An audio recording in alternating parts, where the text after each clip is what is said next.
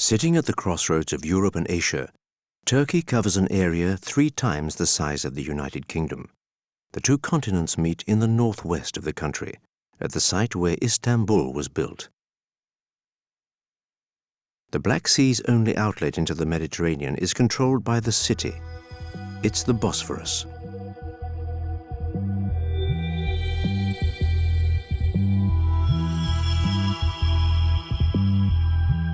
The city's strategic position is reinforced by the Golden Horn, an estuary used as a natural port.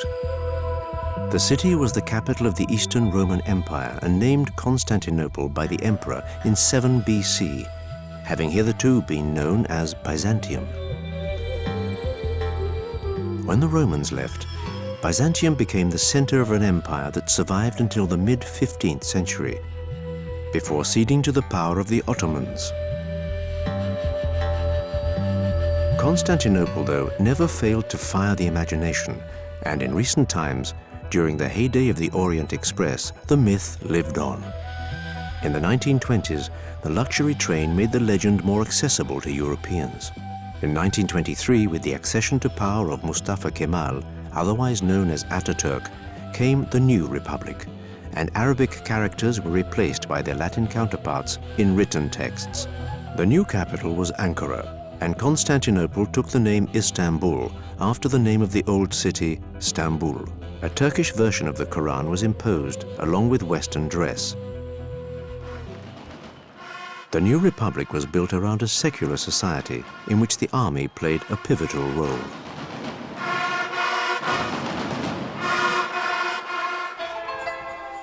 Although Turkey is secular, Islam is everywhere. It may not be the country's official religion, but 99% of the population is Muslim. Situated at a cultural crossroads, Istanbul reveals a surprising religious diversity. The city is home to a patriarchate, one of the seats of the Orthodox Greek Church. A sizable Armenian community may also be found here, also practicing the Christian religion. After being driven out of Spain in the 15th century, Jews found refuge here as well. Istanbul is the most populous of Turkey's cities, with the urban area home to 16 million people. 500,000 more people arrive every year from inland Turkey. But the population increase is not without problems. The old center of the city is only a fraction of the size of London, so every available space is used.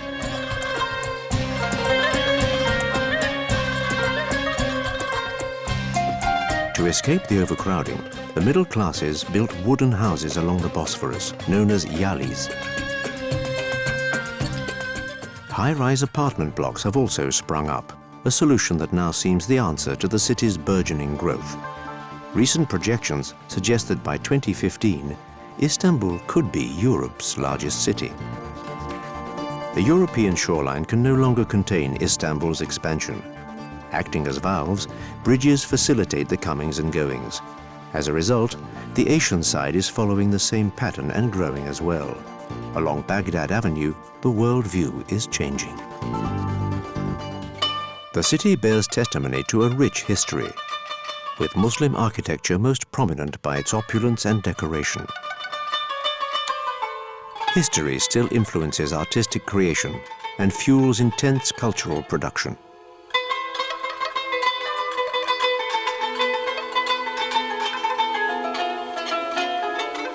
Jinxes are powerless against the blue eye. Thanks to the Göz, misfortune is avoided. Ever since ancient times, the Bosphorus has been a congested shipping lane. For both imports and exports, Istanbul is the country's premier port and the most important in the Eastern Mediterranean.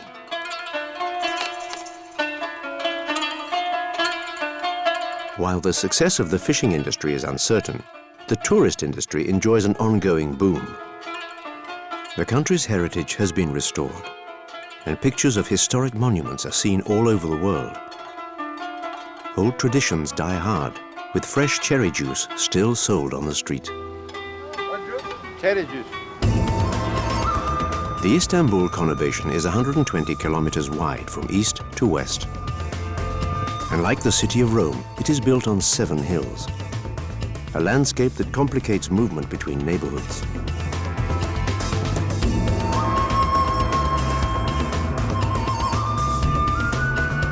Istanbul is implementing a host of solutions to facilitate transport, using overground, underground, and air routes.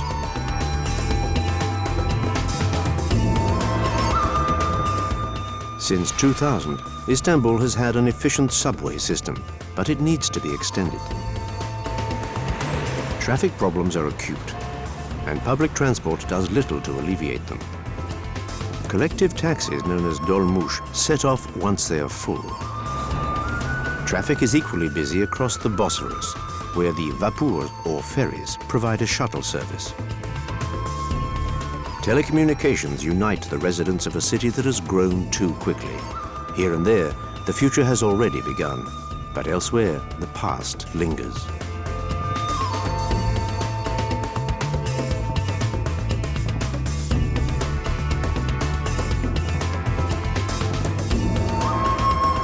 Istanbul makes light of time in bringing together cultures and continents. From its very early days, Istanbul was a strategic site and much sought after. Its deep waters allowing the passage and anchorage of large-capacity ships.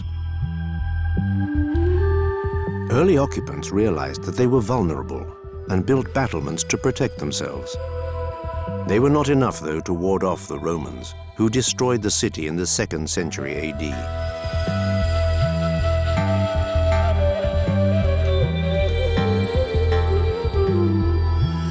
Four successive city walls were built. When the space became cramped behind one, another was built further from the center so that the town could expand. The last was erected in the 5th century. This was the one facing the Turks 1,000 years later when they seized the city from the Byzantines. The walls were restored several times before, during, and after the Ottoman period.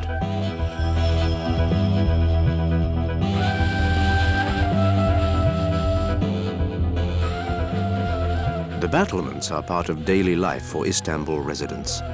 Moats have been filled in and are now often used to grow vegetables, a godsend in a city where space is at a premium.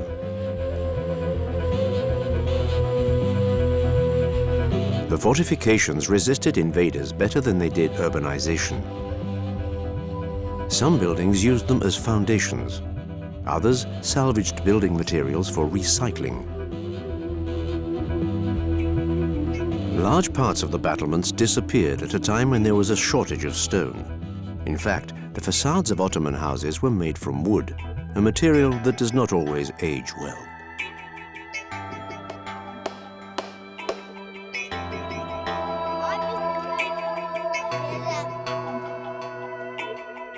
In the shadow of the city wall, traditional Ottoman houses may be recognized by their corbelled construction, meaning the upper stories overhang the street, supported by corbels or consoles. In this way, the interiors enjoy more space and more light.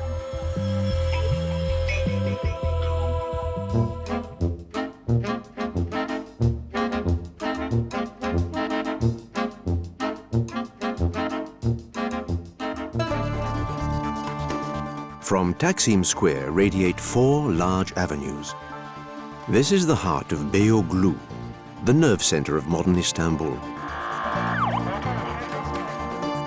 To stem the wave of vehicles, the city gives priority to pedestrians on Istiklal Street,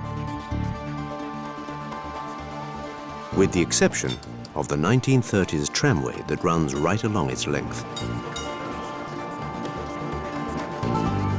In the early days of the Ottoman Empire, the first European embassies were set up here.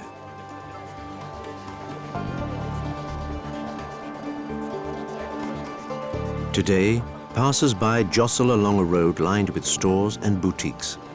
There's something for everyone here, especially if you enjoy the irresistible aroma of roasted chestnuts. For sugar enthusiasts, Turkish specialities are a dream come true. A confectioner by the name of Achi Bekir came to Istanbul in the late 18th century. And his descendants have continued to expand his range of subtle sweets ever since. Sugar, marzipan and pistachios reign supreme here. His greatest speciality, lokum, has been elevated to a work of art. It's made on the premises. Onde Çelayan. You couldn't describe lokum, Turkish delight, as typically Turkish. It's really a traditional confection of the Middle East, for both Turks and Arabs alike. The recipe for lokum is part of the national heritage. Lokum is maybe 500 years old. It's a very old recipe. The present-day recipe dates back to the 18th century, when refined sugar started to become available.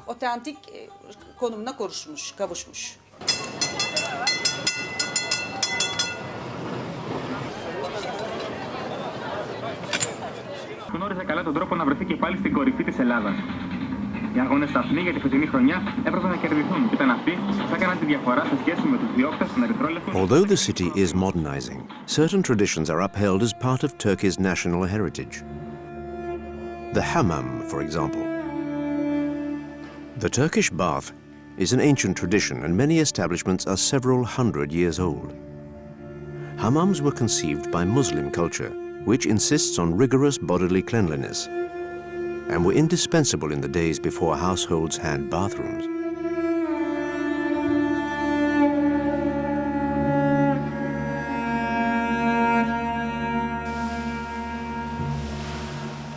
The treatment begins with methodical cleansing. Hot water and a vigorous soaping leave the client inert.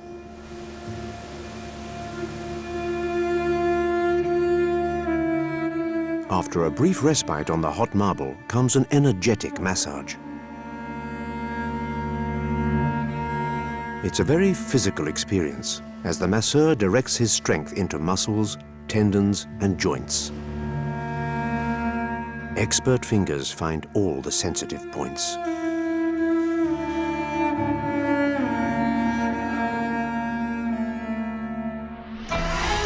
Another place of relaxation is the kahvehane, or Turkish coffee house, where the hookah take pride of place. It's an instrument widely used across North Africa and the Near East. And although its name may change from one country to another, the function is identical. Smokers inhale burning tobacco in the upper section through a long tube. Tobacco is burnt using glowing charcoal placed on aluminium paper. The smoke is then filtered through water to absorb tobacco residue. Such places are frequented primarily by men, although times are changing.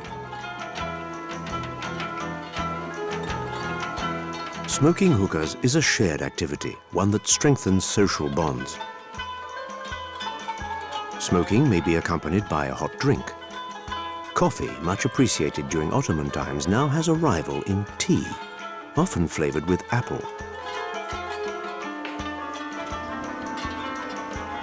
While tea is a refreshing beverage, butsa is a nourishing drink. Typically Turkish, butsa, made from the fermented cereal millet, forms a creamy liquid. It is usually enjoyed on cool evenings in a glass sprinkled with cinnamon.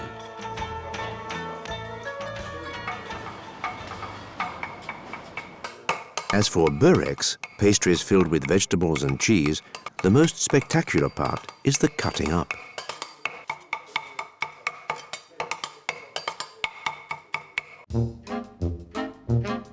The real show is in the streets of Istanbul, where hundreds of merchants constantly jostle for business on the same sidewalk.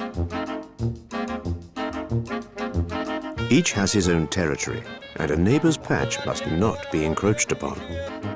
The market leaders are those selling Milli Piyango, the national lottery tickets. Shoeshine stalls abound, and they offer more than just a shoeshine. In expert hands, a shoe can even change color. The method consists in coating the shoe with dye before setting fire to it to fix the color. It's one way to get a dazzling bright new pair of shoes. Working wool and other textiles is also an old tradition in Turkey. A good carpet will last for a great many years, but repairs are sometimes called for. This is a job for specialized craftsmen. Turkish carpets can be split into two broad categories, woven and knotted.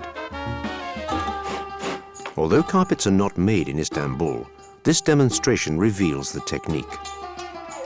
The threads hanging vertically form the warp, while the horizontal fibers make up the weft and create the carpet's motifs.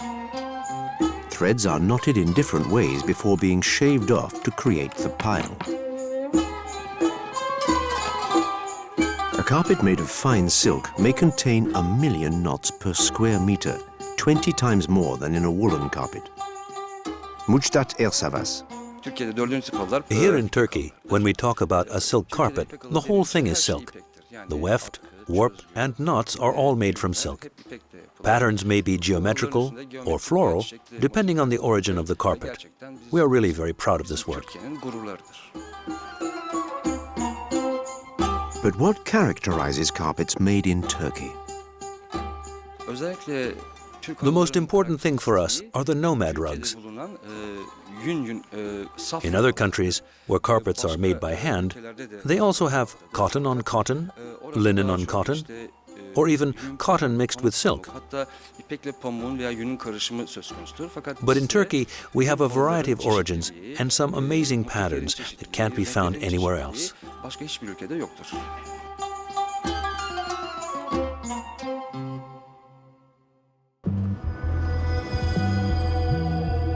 Sooner or later, a journey around Istanbul entails taking a bridge. Galata Bridge straddles the Golden Horn at the entrance to the Sea of Marmara.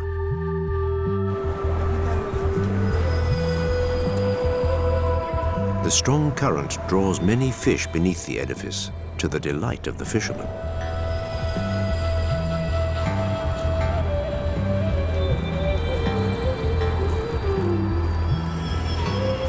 Between producer and consumer, there lies only a single story.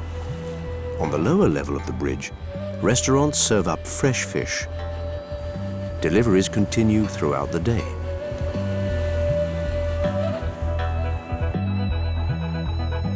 Galata Bridge leads to a tower bearing the same name, built by the Genoese in the mid-14th century.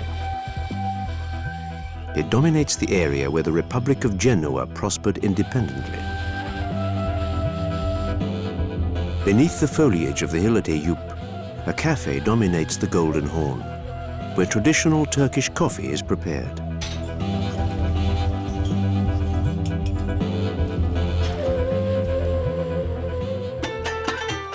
In Muslim countries, Friday is the weekly day of rest. Turkey, though, is the exception, and Sunday is the day off. It's the day on which parks and public gardens are invaded by the city's residents seeking relaxation.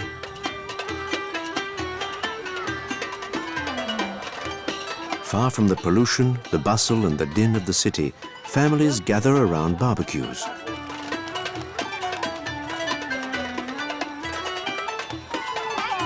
Many young women respect the Islam dress code, although they apply it a little less rigorously than their elders. At the end of the meal, hot water for tea is boiled in a portable kettle.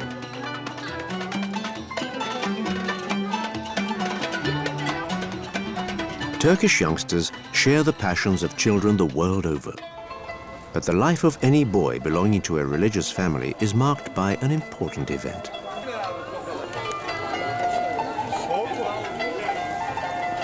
The rite of passage into adulthood involves circumcision, for which traditional robes are worn.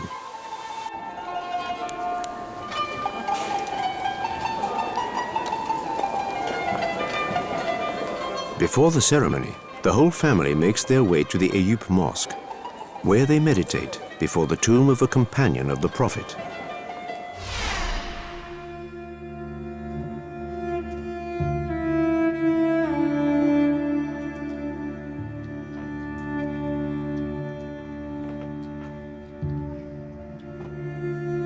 Meditation is also practiced in this monastery of Whirling dervishes.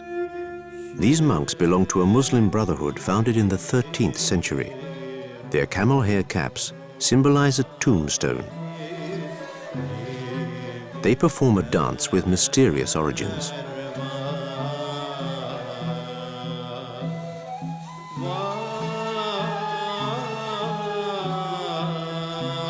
In the Semahane, the dance hall, the dervishes commemorate the death of their founding master, a theologian named Mevlana.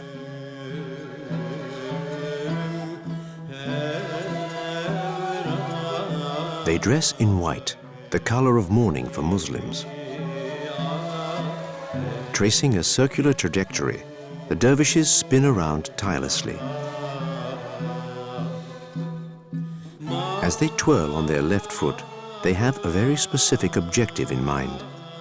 Nail Kesova is the master of the dervishes. He tries to tell the spiritual levels of mankind. And this ceremony, like everything from atoms up to galaxies, everything is turning. And we believe that they are praying to God. And among the saints, some of them said that when they are turning, they say, Allah, Allah, God, God. They are repeating God's name. So here we join to this universal prayer of the creation, saying hardly, God, God, and turning. The dervish thus attains ecstasy and becomes at one with God. The right hand, raised towards the heavens, picks up divine grace, which is then passed into the ground via the left hand.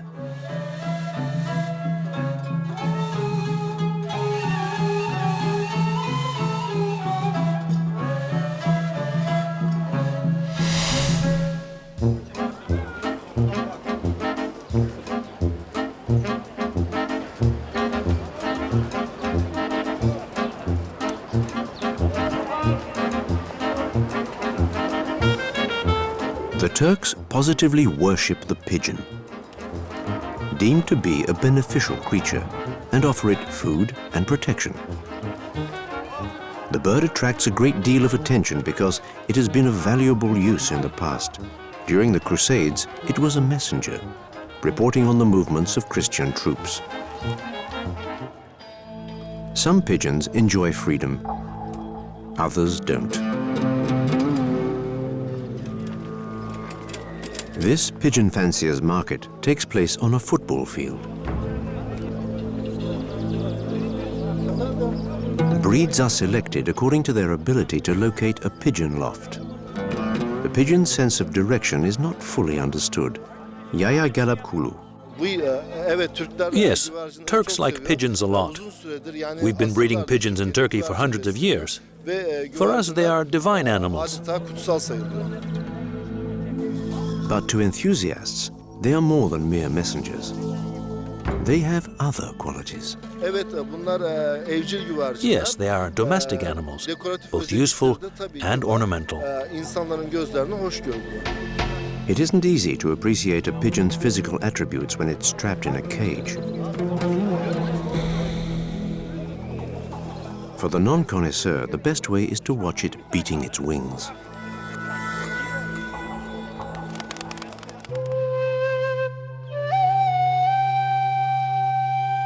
From the sky, the Sultan Ahmed Mosque impresses by its lightness. Up until the last century, it was the departure point for pilgrims on their way to Mecca.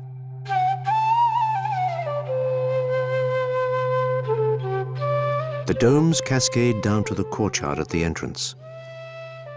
The construction is both solid and elegant. The mosque was built in the early 17th century and quickly became a benchmark for Muslim architecture. Light seeps into the structure through its many windows, originally fitted with stained glass. Some colors have faded with time, but the mosque's luminosity remains unreal.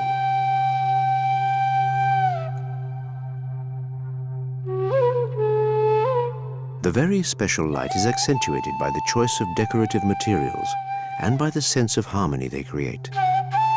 The restored stained glass, the calligraphy, and in particular the earthenware floor covering. The dominant colors of green and blue in the motifs have earned the edifice the nickname the Blue Mosque.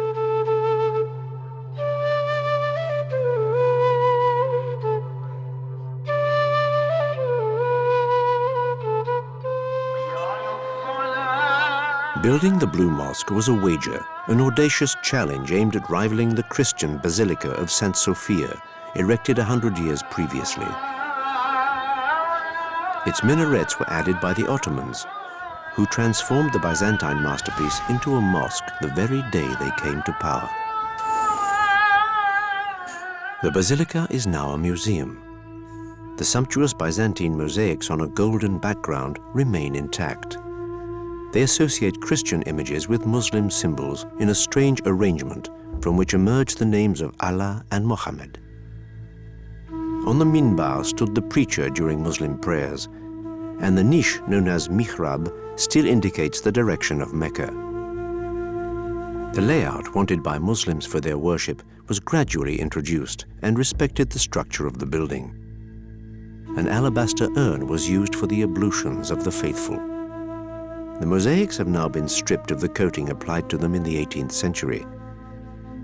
The covering, ordered by the Sultan himself, doubtless protected them from damage and the ravages of time.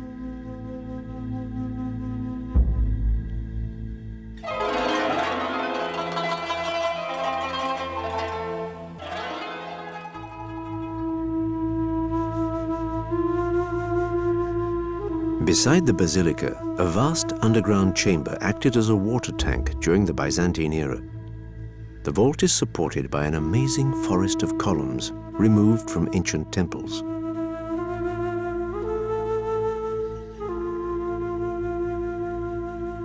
Two upside-down heads of the monster Medusa were used to level up columns of different heights.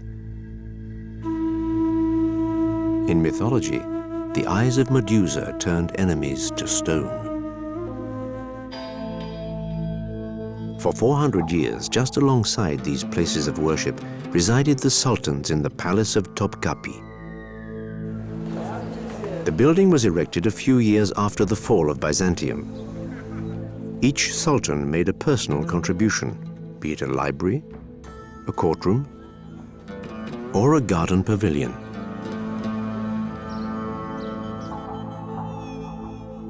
The fabulous objects embellished with precious stones and the vast kitchens give some idea of the lavish lifestyle led in the court of the Sultan. Jealously protected from prying gazes and intruders, the harem accommodated the Sultan's wives and concubines. The women were watched over by eunuchs. Around the favorite's court were distributed the bedrooms of the legitimate wives. Islam allows a man to take 4 wives, as long as he ensures their upkeep. The Sultan was allowed 7, not counting concubines. It's easy to imagine that rivalry, intrigue, rumor was rife among the women of the Sultan's inner circle. However, private living areas were not safe from conspiracies. The Sultan's personal bathroom was protected by bars, because several rulers were murdered in their bath. The women of the harem were not always submissive. For example, in the chamber of the Sultan Murad III, who reigned in the 16th century, they imposed their own rules and influenced the decisions of the court. Topkapi was abandoned by the sultans for the palace of Dolmabahce in the mid-19th century. The building was inspired by the residences of the European monarchs of the day. Ottoman architecture had lost its soul. It was the beginning of the empire's swan song. Give or take a few details, this could be a neo-Baroque edifice in Austria, England, or France. The interior gives the same impression, and for a very good reason. The decoration was undertaken by Europeans who didn't hold back on baccarat crystal and bohemian furniture. But being Istanbul, the Sultan had to have his hammam. The marble work wouldn't look out of place in the Chateau of Versailles. When the Republic was established, the palace became a presidential residence. In 1938, the father of Turkey, Mustafa Kemal, died in his bedroom here.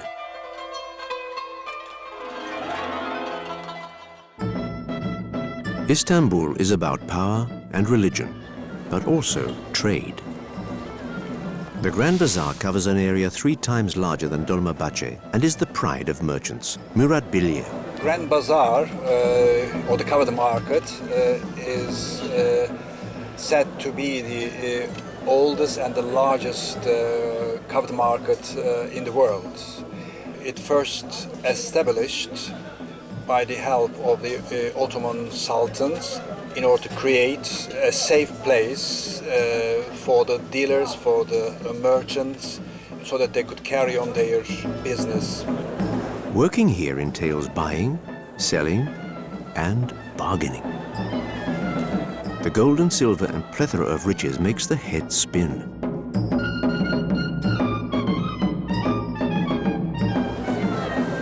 Some parts of the Grand Bazaar date back to the 9th century, but trade began in earnest after the Ottoman conquest.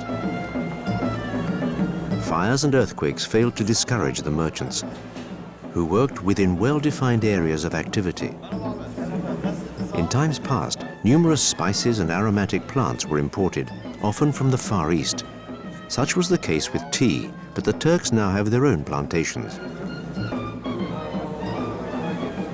On market stalls, products are sold according to shape, origin, and use.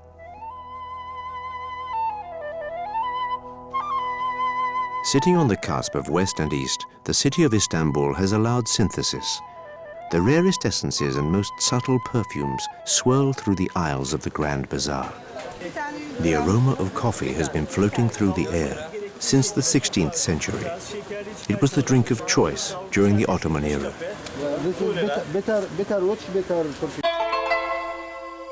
The juxtaposition of cultures has given rise to some original creations.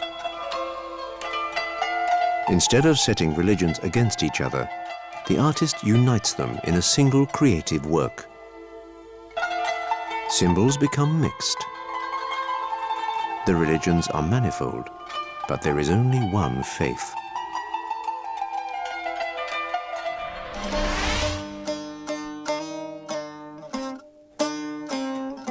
Islam forbids the depiction of Allah or any animated images. Consequently, artists took refuge in the abstract. Since they weren't forbidden to write Allah's name, painters and engravers learnt calligraphy.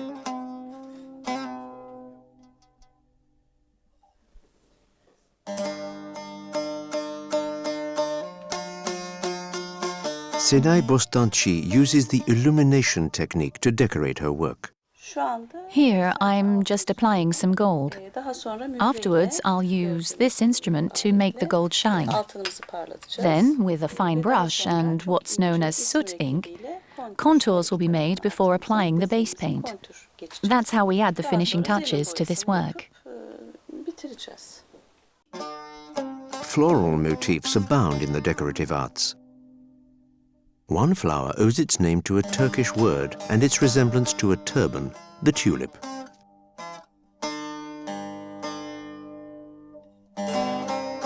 Artists use different oil paints floating in a basin of water. Unless acted upon, they don't mix.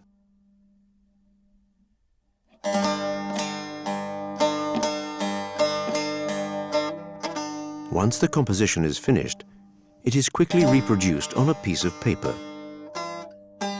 Marbled paper dates back to the 15th century in Turkey. Colors originally came from natural pigments dispersed in resin.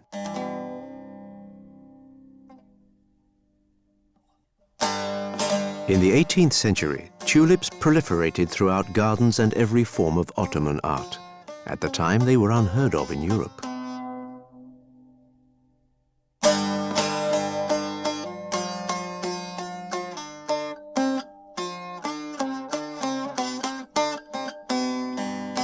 The flower became the symbol of a carefree and prosperous era.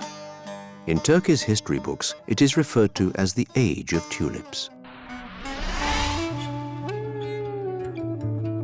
Heading north along the Bosphorus is the Mecidiye Mosque, erected in an area formerly known as the Keys to the Bosphorus. Today, the Bosphorus Bridge is one of the keys to the gateway between Europe and Asia. Almost beneath the bridge is huddled a neighborhood called Ortaköy. With its relaxed atmosphere and second-hand booksellers, it is reminiscent of Paris's Latin Quarter.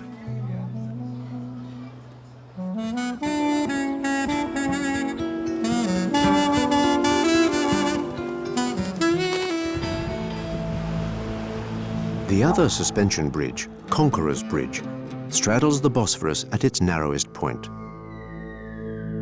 The banks of the Bosphorus are protected from chaotic urbanization by very tight laws. Heights of buildings and their distance from the water are strictly controlled. But it's an almost impossible task in a land where the tradition of gecekondu, building without planning permission, is a veritable art form.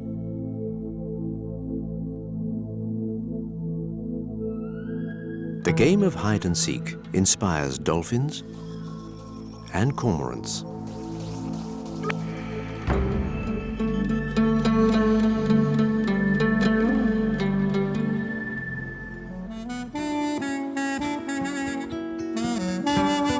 With direct access to the water, the celebrated yalis, traditional wooden houses, have become much sought after and prohibitively expensive. Needless to say, authentic yalis of the Ottoman era are few and far between. But replica constructions bear comparison.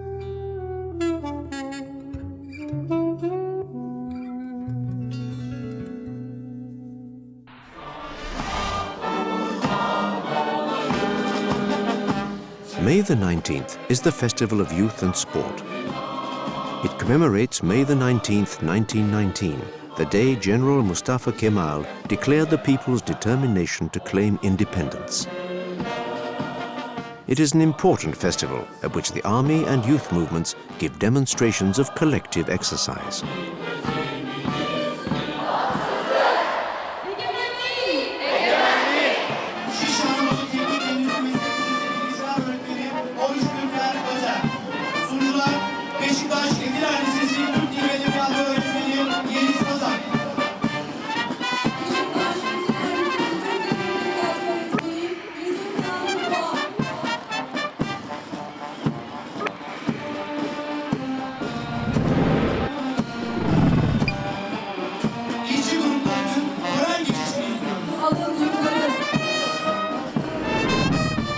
In the secular republic, girls and boys have the same role.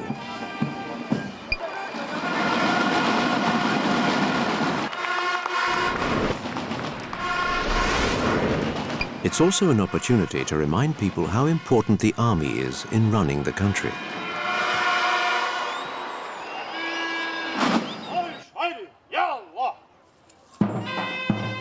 The same military music, but a different era for the parade of the famous Janissaries. The Janissary Guard was an elite corps formed in the 14th century. Its exclusively Christian members served as the Sultan's personal bodyguard. By recruiting them very young, the Sultan hoped to secure their absolute loyalty.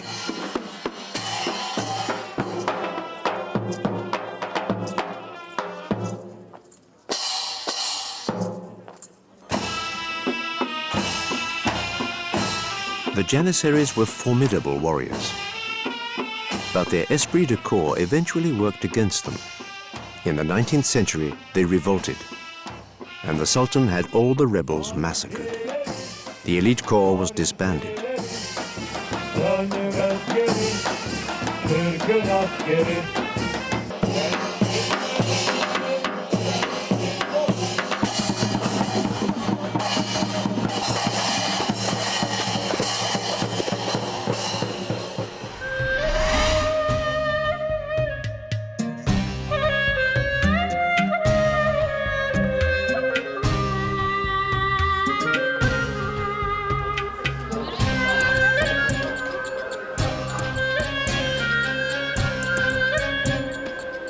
The 19th century saw the face of many Istanbul neighborhoods change radically. Dark passageways were replaced by rectilinear avenues. Urban development was borrowed from European capitals. The resulting covered galleries provide quintessential indoor passageways for shopping and relaxation.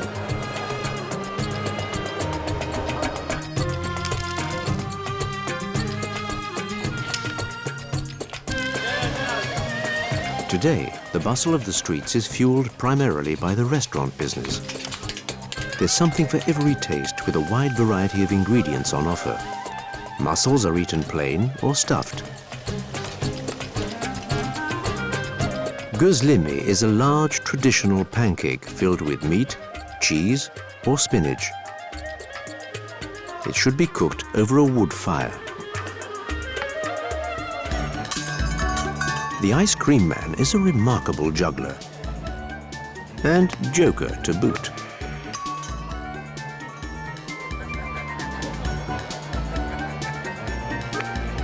Here, an ice cream must be earned.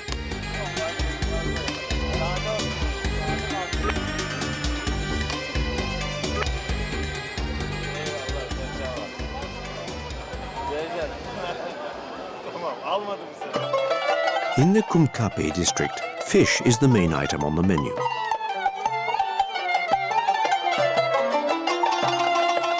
And musical entertainment is part of the bill of fare.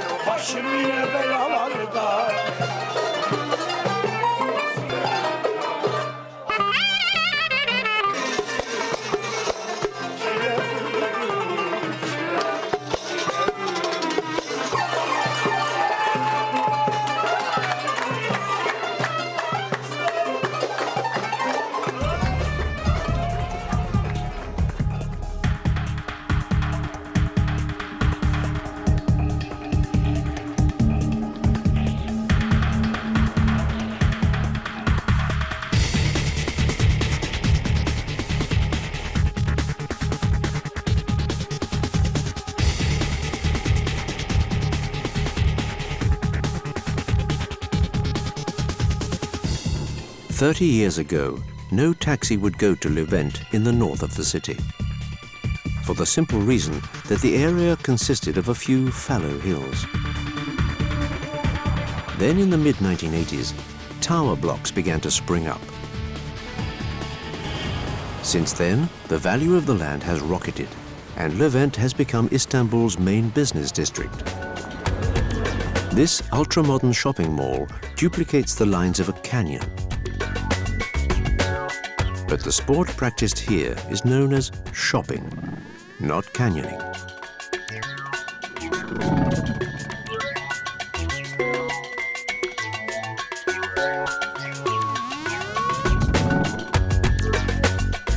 Today, Turkish designers are highly regarded. In the fields of interior design and fashion, some have achieved international fame. Just a stone's throw from the 21st century shopping mall, traditional Turkish collections arouse comparable interest.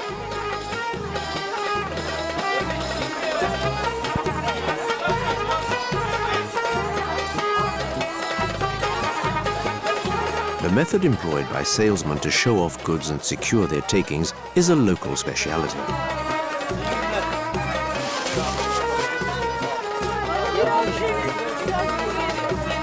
In Istanbul, vine leaves blanched in boiling water are stuffed with rice. And removing the leaves of an artichoke takes but a few seconds. The simit is a ring of bread covered with sesame seeds. Istanbul changes with the seasons. In May, there's great excitement in the gypsy district of Ahirkapi. This is Hidriles, the spring festival.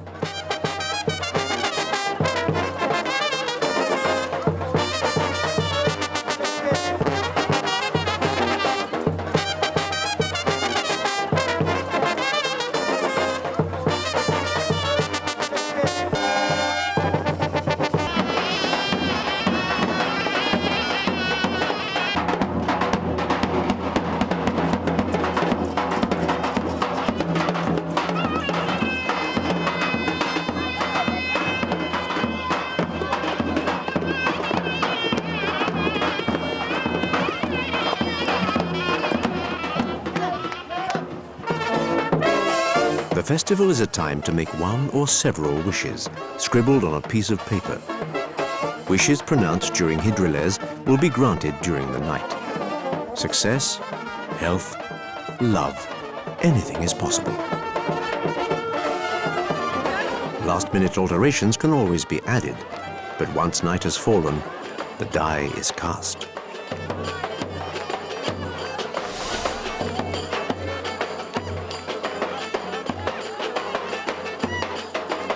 And to encourage fate, revelers party all night long.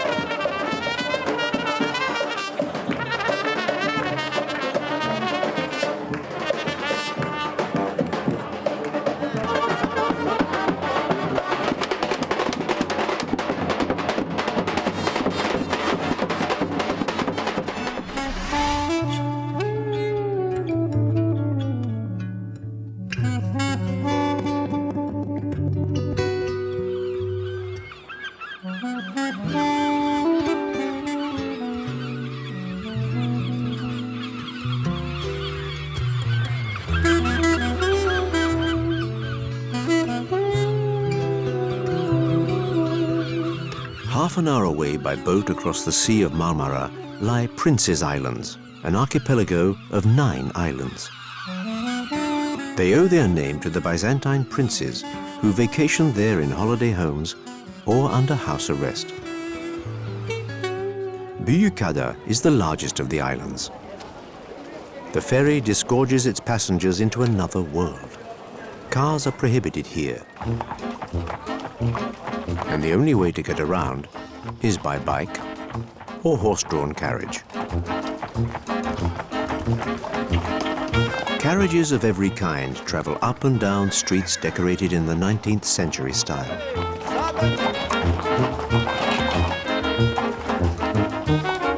Istanbul's well-off families often own a second residence here. Many houses have been beautifully restored. They're built from wood due to the lack of stone.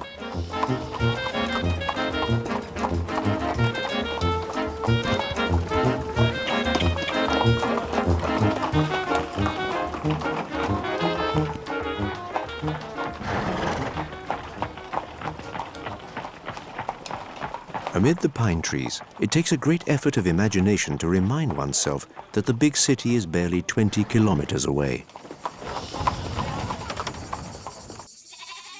The herd cools off in the undergrowth. Since ancient times, shepherds' lives have changed little. Some scrubland and a few head of cattle are all they need to find happiness, just a short distance from the bewitching city. Beneath its Muslim veils, Istanbul provides an irresistible draw.